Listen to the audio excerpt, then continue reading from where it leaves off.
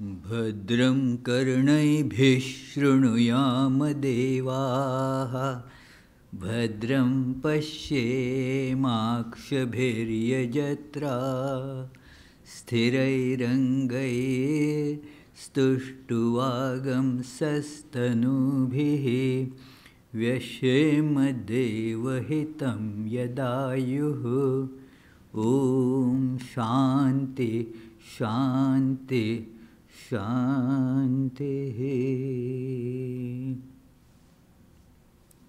Let us now pray together. We offer our salutations to the all-loving being who endows all beings with consciousness. We meditate on the Lord, who is the origin of the universe.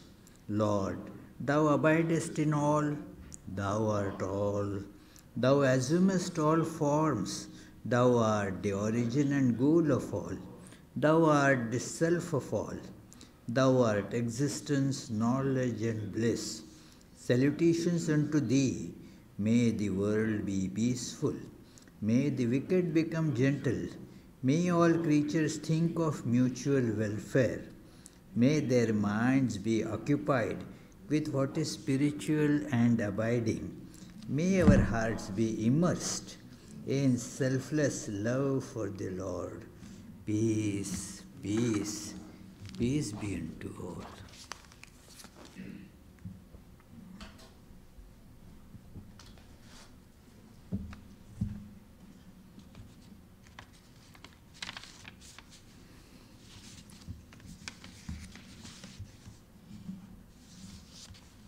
I was one day just thinking about this word, entertainment.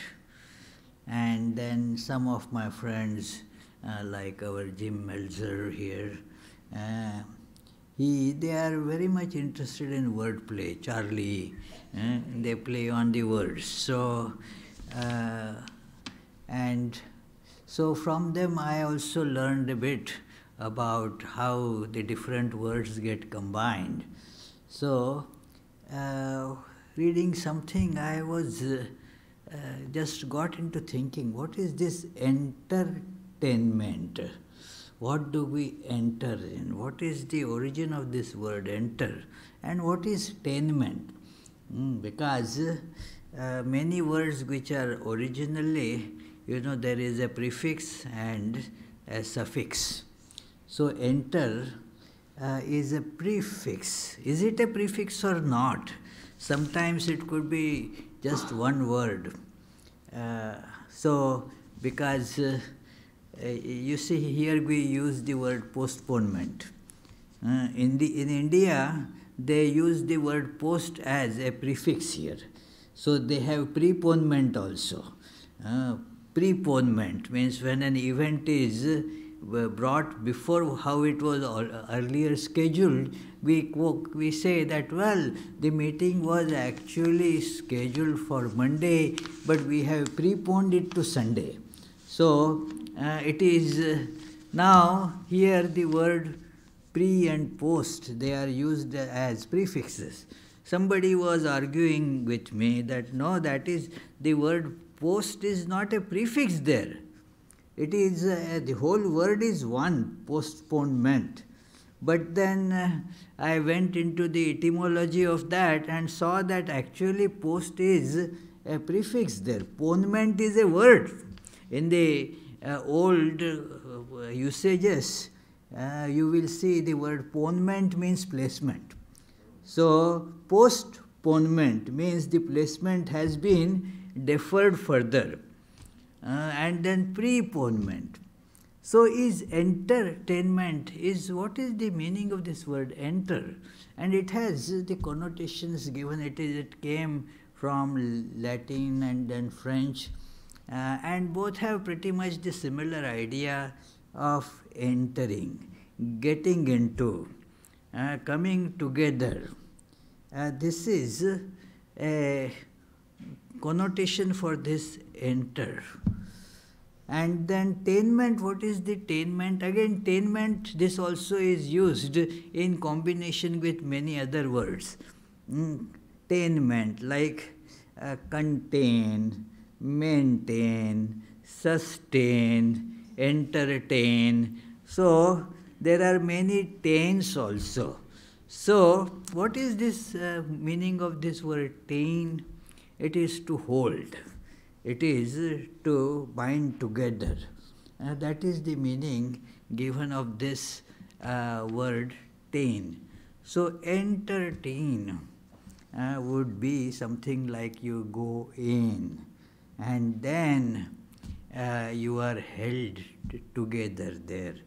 So, the word entertainment, as it is used with many different meanings. For example, I went there for just entertainment. There was a dance there and a barbecue we had, and so I was there for entertainment. But when we use this word, for example, don't entertain that idea. There is the meaning is completely different. Don't hold on to that opinion or that idea. You say, don't entertain that. So don't entertain that thought. So it is, the meaning becomes different, although it's the same word, entertain. So what is this entering and holding on to? It is we get held when something is giving joy to us. Then we naturally are held there. It is otherwise when we are not getting joy or not getting any benefit, then we are not held there. I remember in the school days, especially the primary schools, then we used to all wait when that the school ending bell goes, Hey, now somehow with great difficulty we were held kind of captives there, you see. So now we were waiting. There was no enjoyment in remaining there anymore. So just waiting. In fact, even before the time, 5 minutes are still there, okay, maybe the teacher will let us go early today. Such thoughts used to come. And if it is just becoming that time, 5 o'clock, the schools in my time used to be up to 5 o'clock. So it is getting 5 o'clock. What will happen if that a person who has been assigned to ring the bell is asleep, and such thoughts would come, because it is not really entertainment there. We were contained there, but we were not getting that entertainment, no enjoyment was there.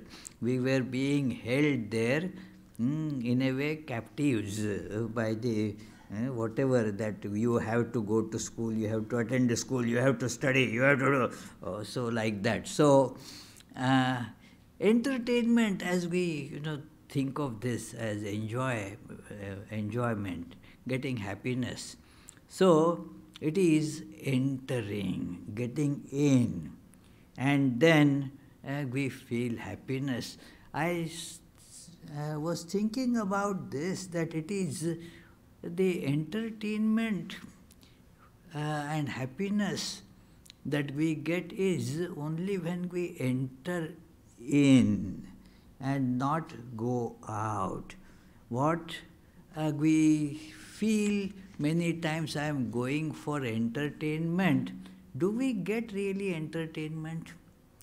We get some titillation of nerves. We get some kind of a numbness.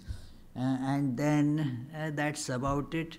We feel that we had entertainment, but it is not really entering anything. It is getting out. Our mind is getting out and not entering in. So therefore, the word entertainment has to do with entry, enter within. enter within. It is, and I saw in texts like Bhagavad Gita that that is where you really get joy, and progressively you are held there together more and more. It is in many scriptures you can see this being told. I will quote a few verses from Bhagavad Gita in the 5th chapter. That and it is a deep psychology that is involved in this. That although the verses are simple, that yet they are very profound. And this passage, this whole thought in Bhagavad Gita begins from the 21st verse in the 5th chapter. And I will, just for the brevity, I will read only the translation rather than quoting the Sanskrit verse. That the 21st verse says, he whose mind is unattached to the external objects of the senses attains to the bliss that is in the self. He, with his mind identified with Brahman through absorption in it, enjoys the undecaying bliss. So, that is what happens to a person when connected with the source of bliss. And this keeps on happening even when one is on the way. One might not have reached there, but yet when you are traveling, when you are on the passage and when you know that you are in the right direction, you start getting that happiness. I like an example that if there is, say, a fragrant flower. Now you are looking where from the fragrance is coming, and you see that flower. Now you start moving towards the flower. Now what happens? The closer you move, you start getting more fragrance. It is. This doesn't happen if you are seeing a reflection of flower. Now you think that the flower is there. Now if you are moving towards that reflection, what will happen? The fragrance will go down, isn't it, or increase? It will wane as you, because you are getting away from the real flower and you are going towards the reflection, the apparent flower. And so you will get that joy less and less. The fragrance will be less and less. So this verse says that the one whose mind is unattached to the external objects of the senses.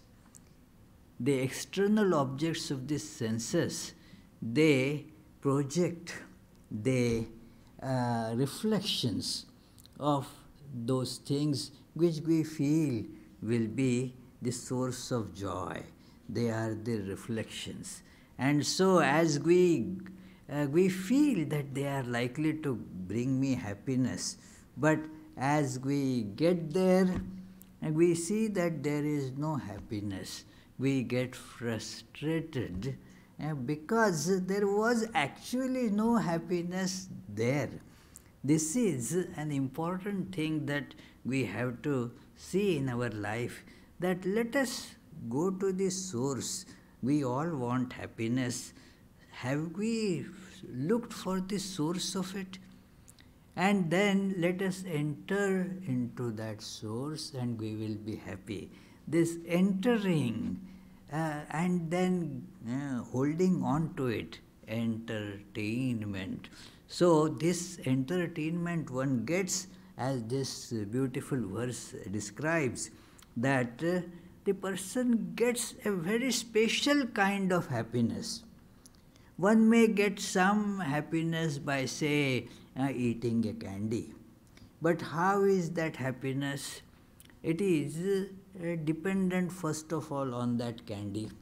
Second thing is, that it just leaves you blank. You ate candy and then the happiness lasted for a very short time while the candy was in the mouth, from the lips down to the throat, the end of the tongue. Up to that you probably might have enjoyed it. Certainly not after that. After that it is, as they say, all hard work to keep on digesting it and all that. It is, yeah. So therefore that is not the source of enjoyment. But here what happens, as you enter, the joy comes from within. This is, so bahya sparsheshu asaktatma, the person who is unattached to the external objects of the senses. That external objects of the senses, what are those? Like for example, the ear. The sound is the external object for the sense ear. So soothing sounds, sonorous sounds, musical, melodious sounds, they are the objects of enjoyment for the ear. For the eyes, the sights, that is the object of enjoyment for the eye. Then when for the touch, you have the smooth, soft touch and so forth. That is the object of enjoyment when the mind goes through this sense organ called skin, or this tactone sense. Then there is the taste, and then the smell. So all these have their objects of reception, and then they are either pleasant or unpleasant. The problem with that is that which is pleasant at one point of time becomes unpleasant at another point of time. You cannot divide the objects as these are the pleasant objects and these are the unpleasant objects. Sometimes you feel it very pleasant. Even say your friend, you meeting sometime, hey, wow, my dear friend, how nice it is to meet. At some other time, that very friend becomes irritating. No, enough, no, that's it. So, it is a common experience that you feel like that. It is, one man told me some time back that, well, you know, that his wife, she is nice, you know, but now she told me that she needs space. I said, well, space, I didn't know this connotation at that time.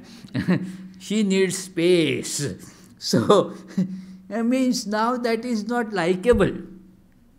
At some point it is likable, at some other point not likable, and that is with every object. Even somebody who loves to listen to music for 15 minutes, half an hour, enough, you know, afterwards you don't want that anymore.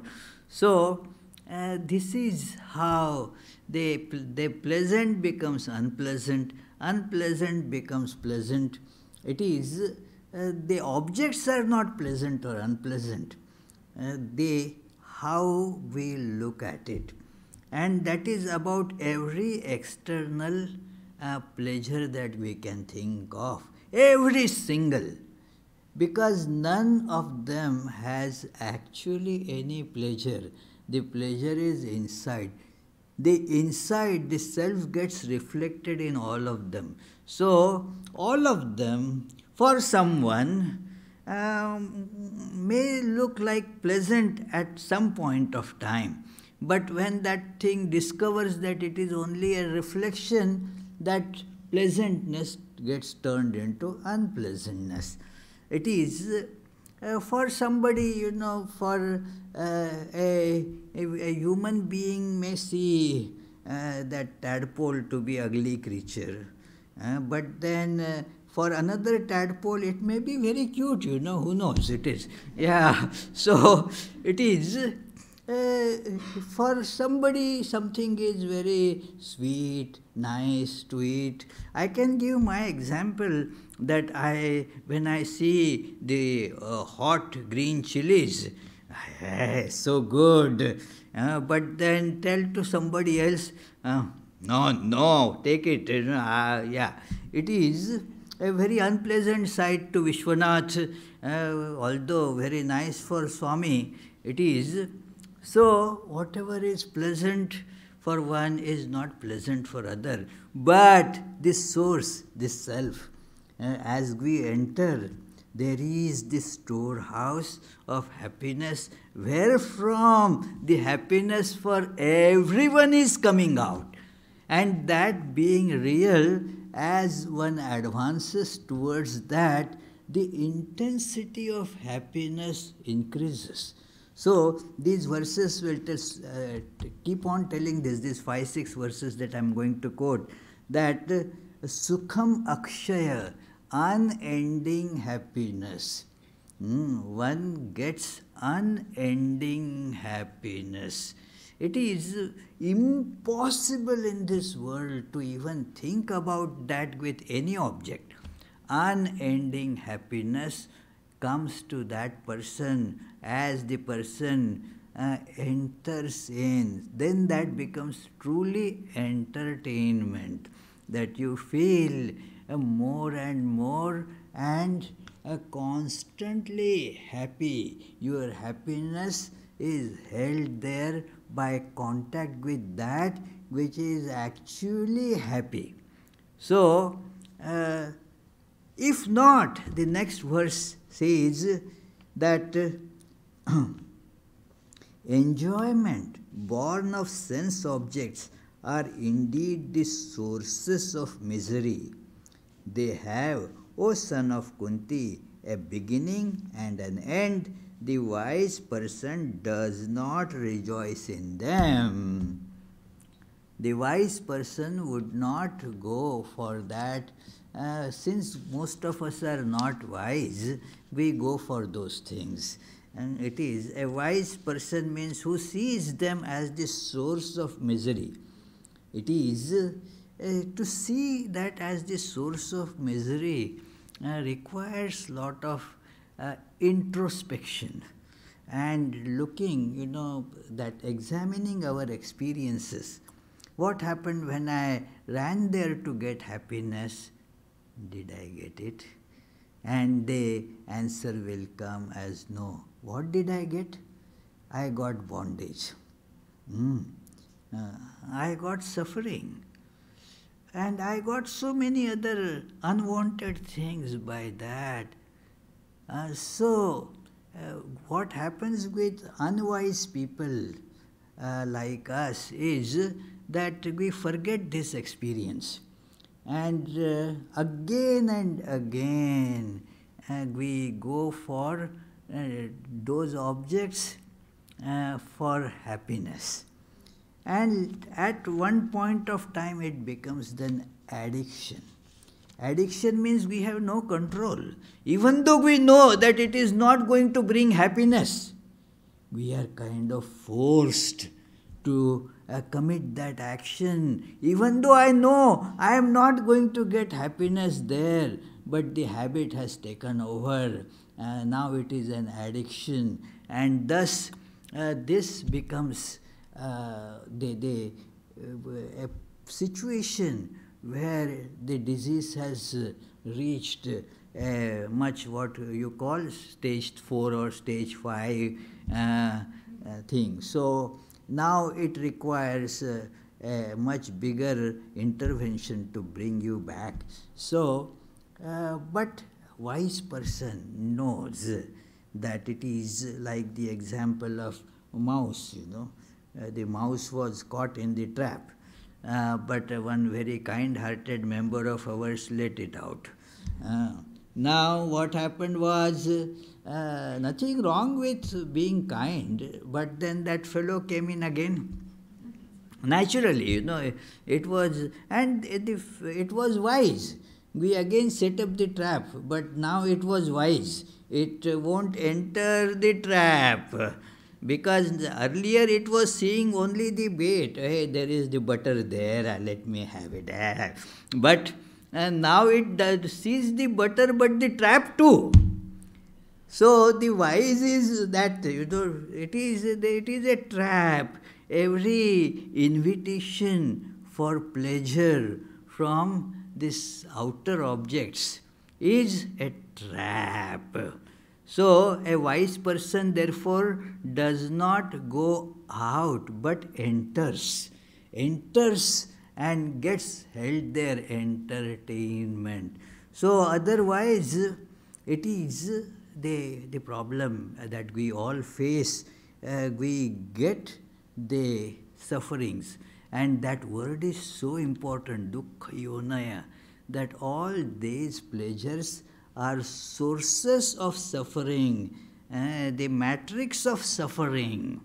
Dukkha yonaya evate. These are the root causes of our suffering. Swami Vivekananda in the book Karma Yoga mentions this, that if we analyze, unfortunately we don't, it is if we analyze the cause of our suffering, we will discover that our desire for pleasure is the cause of our suffering. Our desire for pleasure should have become the cause for our pleasure. Instead, it becomes the cause of suffering. Why so? You had the desire for pleasure, but you didn't see where actually the pleasure is to get it. You thought it is in candy or in some object, it is in some person. That was the mistake that you were committing, and therefore instead of getting happiness, I got suffering. This is the how we should entertain, means we should enter, and then it is very good. The prescription given here, then how do I then, when the things keep on attracting, I get attracted towards all these things. I get the fragrance of nice food, and although I know that, I am kind of full, I should not be eating most of those things, the temptations take over. So how can I now deal with these things? So the idea given here for that is, make an attempt to control your actions. That okay, there is the attraction there, but should I go? Just try to see the results, and then you will be able to control it. If you highlight what is going to happen, then hey, that it is like that John told me, that you indulge and you bulge. So you indulge and you bulge. Do you want to bulge? No. Then what should we do?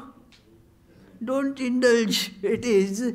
So that should be imprinted on us, that don't indulge, otherwise you will bulge. Do you want to bulge? No. Nobody will say, yes, I want to.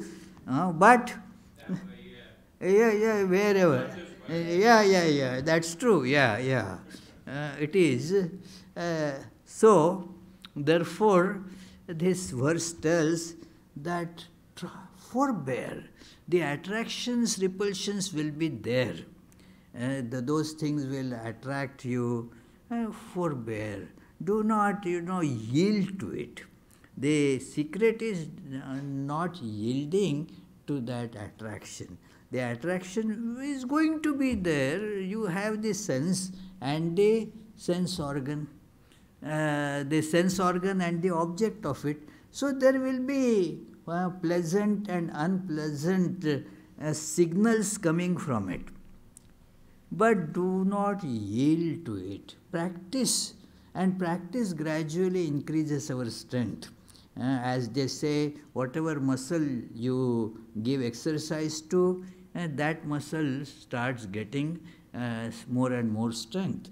So exercise this muscle, that okay, I will not yield to the attraction or repulsion from those objects. I will do what is right. I will not get dictated by those objects. Why should I? Are those objects more powerful than I am? No, let me not make myself subject to the dictating influences of those objects. So, this verse says the person who is able to withstand the urge arising from passion and anger in this very life, that is again the important thing, in this very life. Ihaiva yas sodhum.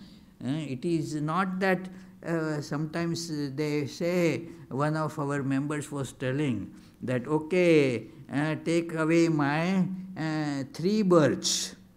Well, if 3 birds are taken, again if you keep on adding more birds by actions, what is the use? It is that will not help us. So, right now, here, that get liberated right here. Why are worried about 3 birds or 4 birds? Get liberated right here. Do the right thing here, that do not fall prey to these likes and dislikes.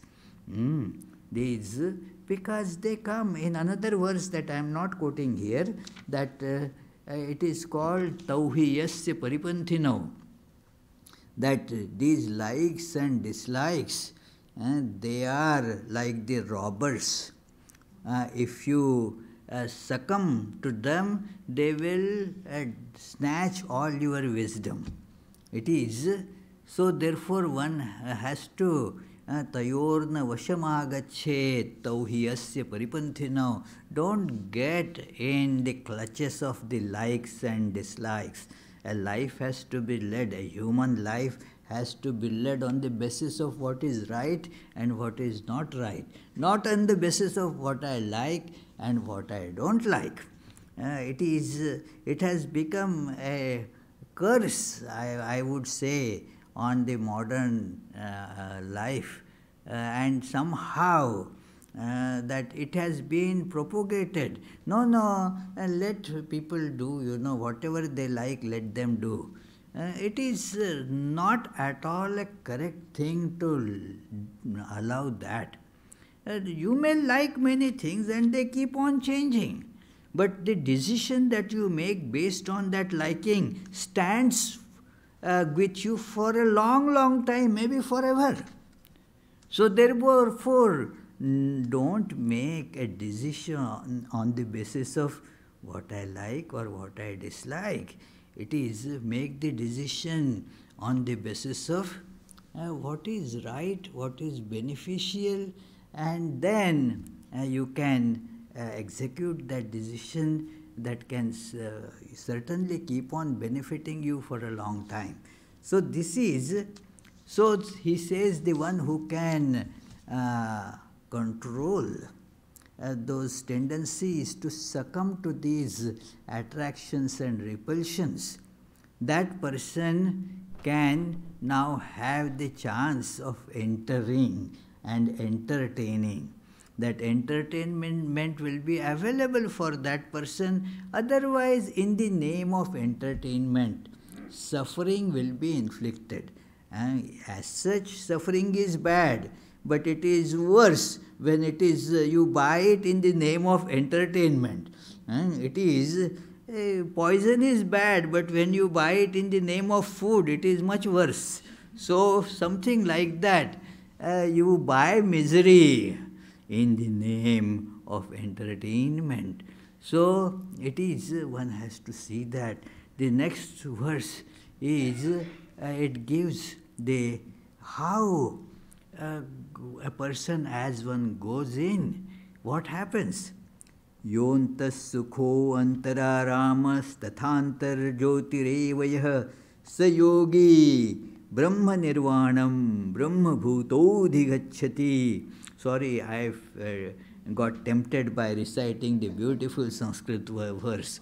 Anyway, so it translates he whose happiness is within, whose rejoicing is within, and whose light is within.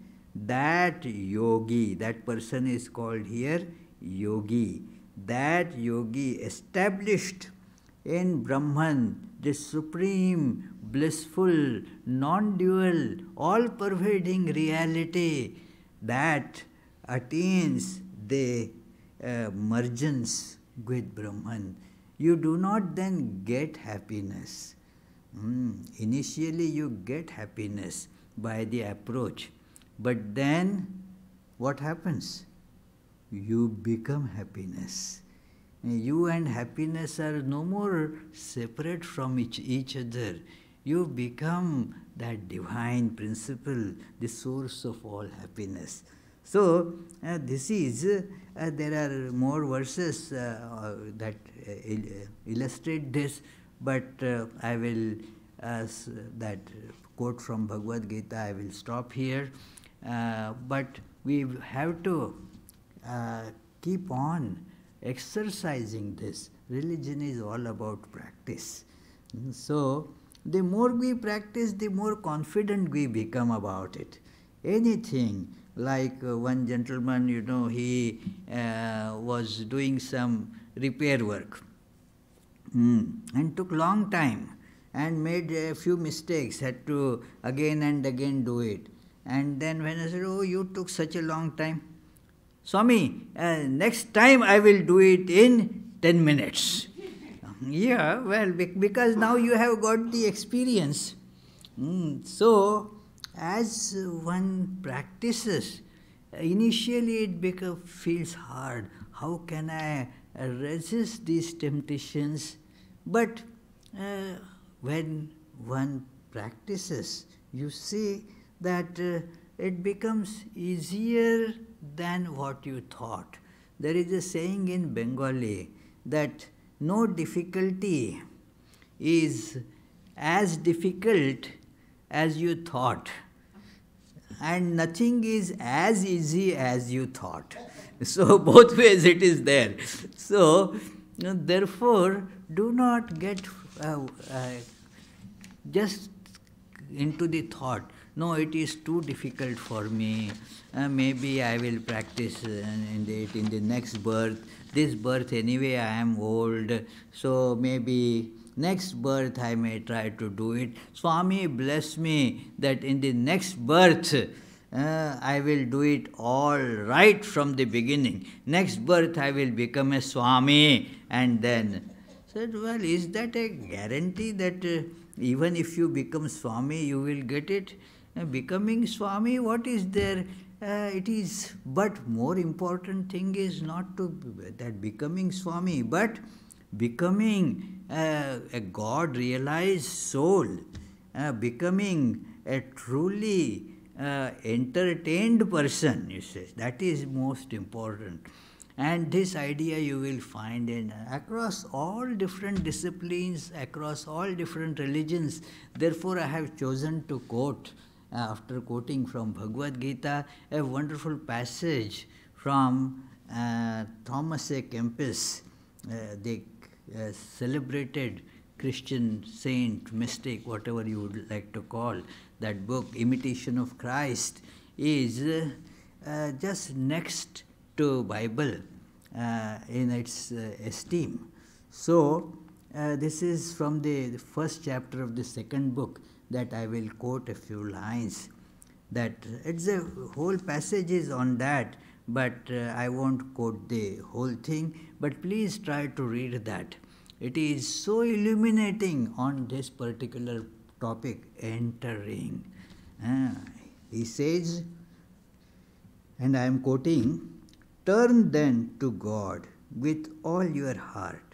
Forsake this wretched world, and your soul shall find rest. Because you have given up that which is painful, and you will find rest. this world.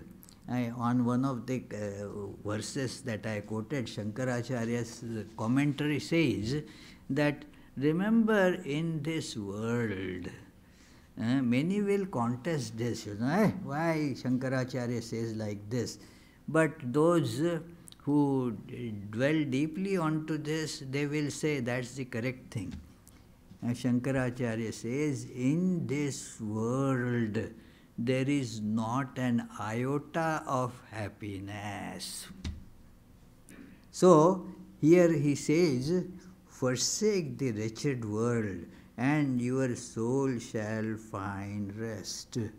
I was telling the other day, if I am holding a red hot iron, what am I expected to get?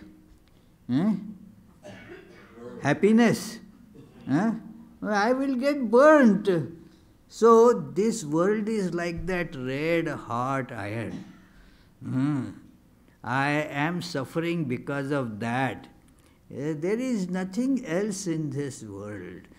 Drop it. This is not pessimism, friends. It is the real optimism. That there is the hope, just you have to turn around. This world is basically like that. It is going to keep on scorching us. The more strongly we clutch at it, the more will we get burned, that's all. So therefore, this is the nature of world. It is not its fault at all. The world is like that. Why? Well, it is like it is dog's nature to bark. Now, do you call it as a problem with the dog? No, it is barking is dog. So it will bark. It will not sing like cuckoo. So it is. So dog. It is dog's nature. So dog is to bark. So this world is to burn us, torture us. The more we hug it, the more tortured we will get. So therefore, Thomas A. Kempis says that learn to despise external things, to devote yourself to those that are within, and you will see the kingdom of God come unto you. That kingdom which is peace and joy in the Holy Spirit, gifts not given to impious. Give place then to Christ, but deny entrance to all others. What a great statement. And give place, let that enter in us. Entry, what would you like to let you? We were just having the active shooter training here. So, it is, if you see an active shooter, will you go and send him an invitation? Come and start shooting here. We are all sitting ducks. No, it is. We will not let that fellow come in. If we can hold that fellow out, that's the best thing. It is. So, the things of the world, the scorching, these arrows from the world would try to get in. Say no entry, put a notice, put a sign.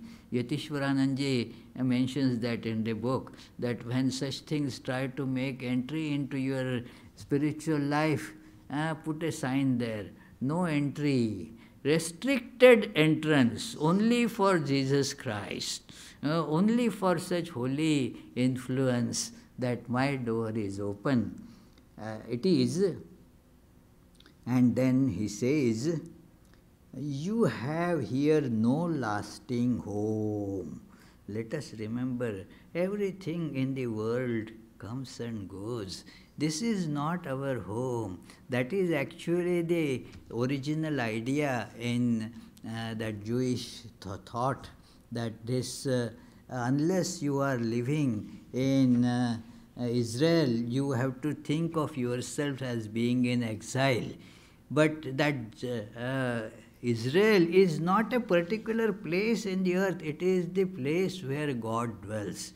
So that is, if you go there, then only that is your home. Otherwise, we are in exile. So, it is that we have to understand this idea. This world we have come, as he continues further, you are a stranger and a pilgrim, wherever you may be, and you shall have no rest until you are wholly united with Christ, your true home. Why do you look about here when this is not the place of your repose? Dwell rather upon heaven and give but a passing glance to all earthly things. Give a passing glance, like we are going in some place, we see, okay, I went to Egypt, then you may say, I saw these pyramids, you gave a glance to it, maybe you studied, you were not thinking of putting one in your pocket and coming, it is, that's about it, we meet many people, okay, we saw, very nice, good, do not try to possess anything. This is important, that if you do not know how to meditate on heavenly things, direct your thoughts to Christ's passion and willingly behold his sacred wounds. This is a way to begin the meditation for those who have that Jesus as ideal. So you can think of that, and then many saints have seen those wounds, identified with those wounds, and the identification was so intense that they have from the same spots in their own body, the blood started oozing. It is, and that can happen when the identification becomes that intense. It does happen like that. So when Christ was in the world, he was despised by men. Yeah, so when men despise you, you have another way to think, that yes, I am like Christ, rejoice in that men are despising me. So I am just skipping because I am looking at the clock too. It is a very nice topic, that had you but once entered into perfect communion with Jesus, or tasted a little of his ardent love, you would care nothing at all for your own comfort or discomfort, but would rejoice in the reproach you suffer, for the love of him makes a man despise. That it should not be taken too literally here, despise oneself, not deprecating oneself, but deprecating what we normally tend to have faith about, that I am young, I am wealthy, I am in perfect health. Well, don't pride yourself on that. Those things, they come and go in no time. So therefore don't take pride in those things, that it is a person who is a lover of Jesus and truth, a truly interior man who is free from uncontrolled affections, can turn to God at will and rise above oneself to enjoy the spiritual peace. This is how, when you enter there, you enter the sanctum. It is difficult, if we are not disillusioned about this world, or have not cut down those habits of running to it, then it is difficult to meditate, difficult to think of that kingdom of heaven. That story that I had told many times here, that a minister was telling that this is how we all will find God in the heaven.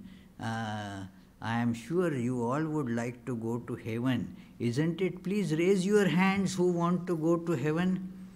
And not a single hand was raised. Here you have many hands raised, okay.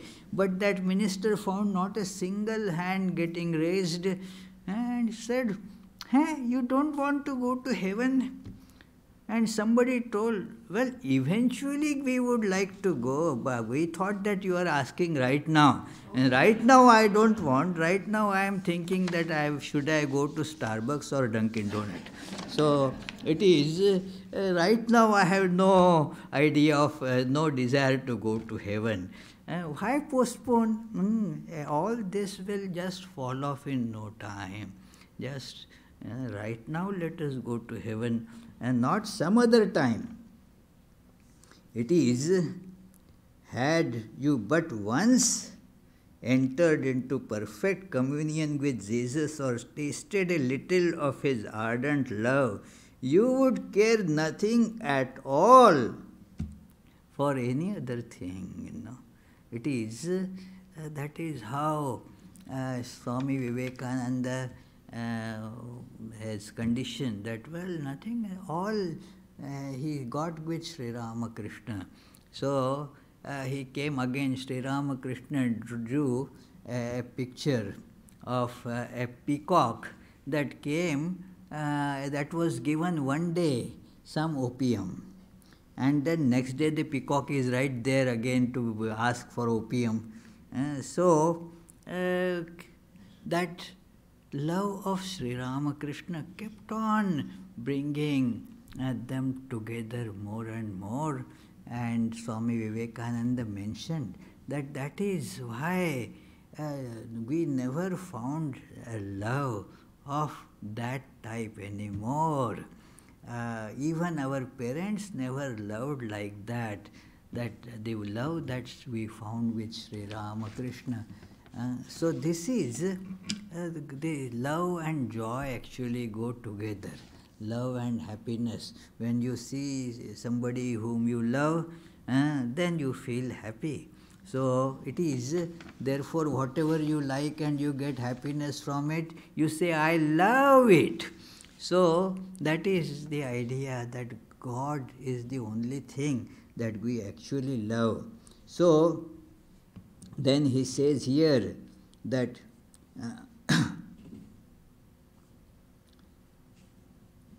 he who learns to live the interior life and to take little account of outward things does not seek special places or times to perform devout exercises. A spiritual man quickly recollects himself because he has never wasted his attention upon externals. No outside work, no business that cannot wait stands in his way. He adjusts himself to things as they happen. He whose disposition is well ordered cares nothing about the strange, perverse behavior of others. For a man is upset and distracted only in proportion as he engrosses himself with externals. If all were well with you, therefore, and if you were purified from all sin, everything would tend to your good and be to your profit. But because you are as yet neither entirely dead to self and nor free from all earthly affection, there is much that often displeases and disturbs you. Nothing so mars and defiles the heart of man as impure attachment to created things. But if you refuse external consolation, you will be able to contemplate heavenly things and often to experience interior joy. So, this is the idea of becoming happy, entertainment. Thank you, friends. Let us meditate for 30 seconds and then if you have some questions or comments, you are welcome.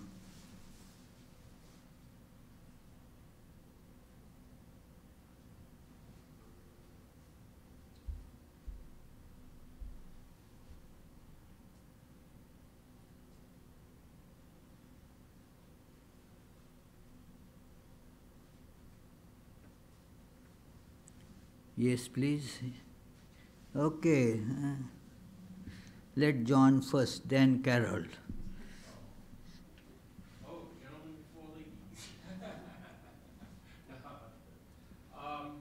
You were talking about like seeing, looking within God, but wouldn't you think it's unnecessary for us human beings to see God in another person, because to get beneath that holier than thou attitude that we can carry, and when we see God in another person, that person could like show a good example, like Yeah, be a benefactor.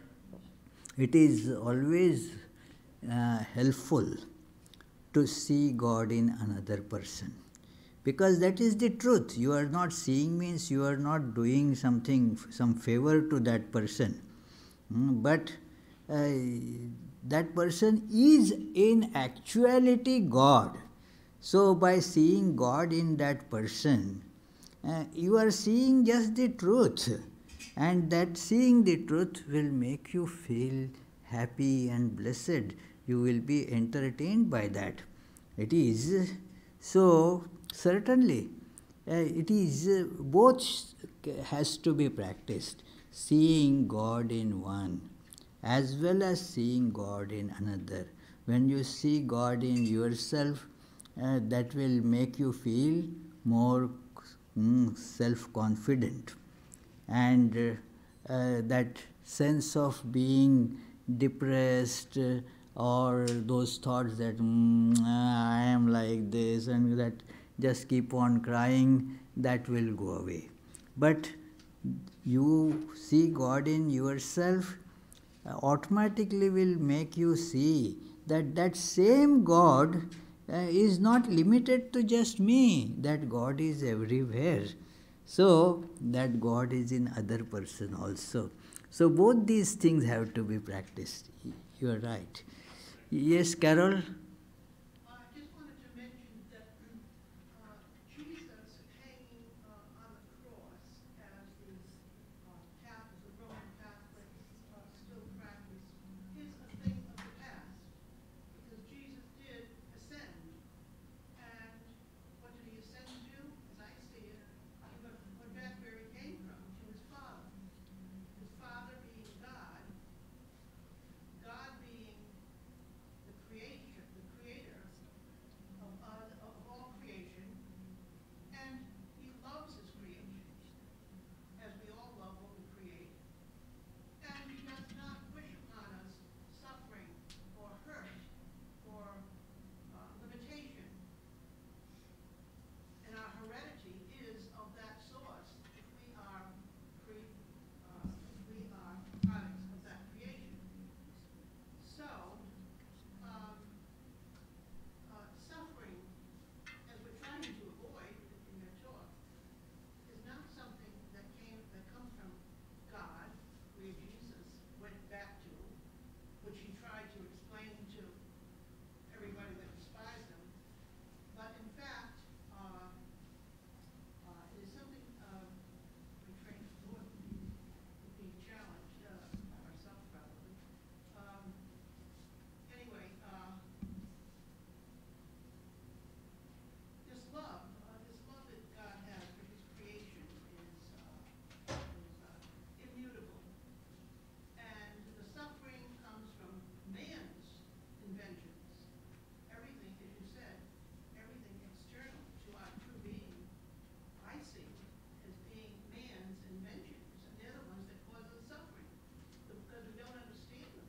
We don't understand them as purely as Jesus understood things. He was pure, he understood the purity, and that's where he was trying to pass that information on. And we missed the point. So anyway, he's not hanging on the cross. The message, whether what we take it literally or figuratively, is that the suffering is a thing of the past. Well, both these approaches are very good. Not that only one is right, the other is wrong. It is, the question is becoming identified with Jesus. And so you can identify in various ways. So once you identify with Jesus, The idea, that it is easier to identify through suffering because suffering draws our mind more powerfully. The idea that Jesus ascended to heaven is also a good idea, but as you mentioned, that Jesus knew that he is Son of God, his Father is in heaven. At the moment we will get to understand this, our sufferings will also vanish. Because we think that my parents are these earthly people, I suffer. When I see that my parents are, that God is my father, God is my mother, then I have no suffering. The connection with, establishing connection with God and not with the earthly things, that is important. So there you go beyond all sufferings. Thank you. Yes, Manu?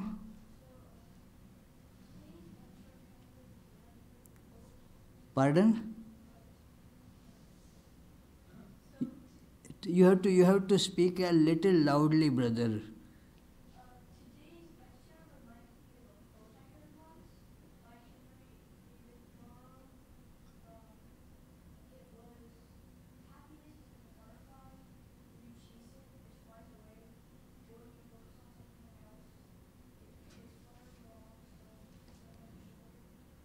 Well, I could comment on what you said if I can hear it,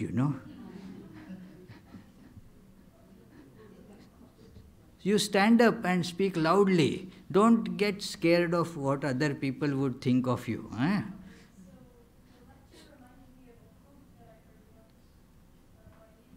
Still loudly. Suppose, you are shouting. Suppose you are shouting like that.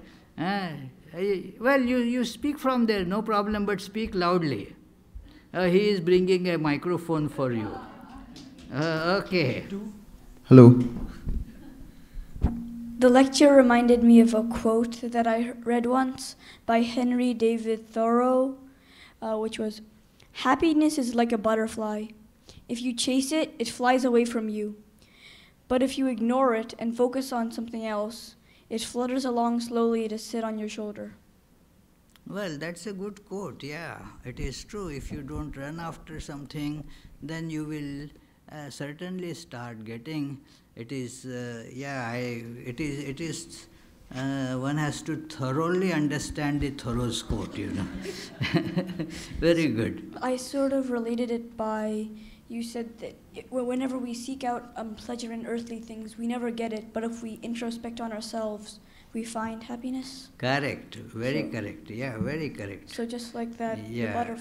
the butterfly ignores you when you chase after it, Yeah. but when you ignore it and focus inwards, it comes over to you. Very good, very correct, Mano. So, thank you. We shall conclude with the closing prayers and some announcements before that, and Vishwanath's our offertory before that.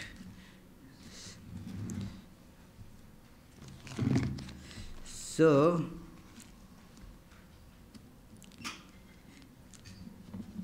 coming Saturday is the day of day-long retreat by Swami Atmarupananda, coming from Vedanta Society of Houston.